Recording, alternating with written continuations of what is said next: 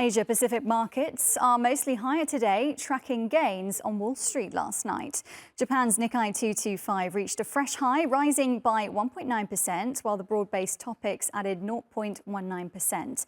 Meanwhile, South Korea's Kospi made small gains as shares of Samsung Electronics increased, despite the company's largest union continuing its three-day strike.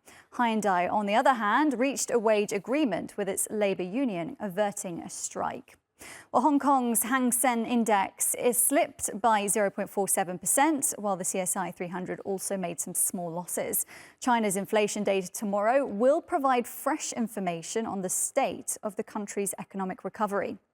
Well, Australia's S&P 200 made gains, even as the country's consumer sentiment for July dipped 1.1%.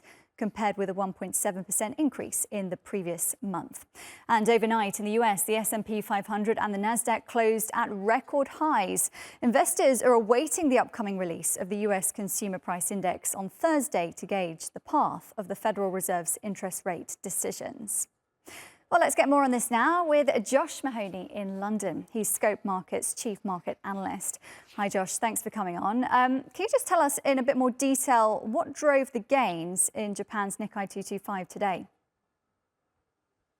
Essentially, the gains that we've seen for the Nikkei have been led by the tech sector. This comes off the back of a US session that, by and large, if you look at the breakdown of who managed to gain ground, it wasn't really that much. It was a very narrow sphere of upside for US stocks, and it was essentially the tech sector, most notably around the semiconductors, with the likes of Nvidia doing particularly well, the likes of AMD, Qualcomm.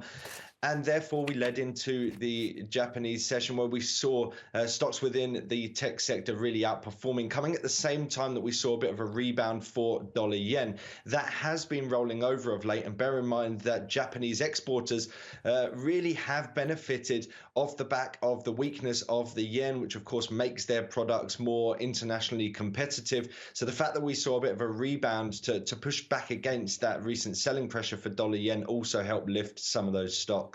And in terms of what we're seeing with the Kospi today, how do you think Samsung and Hyundai's labour situations impacted it?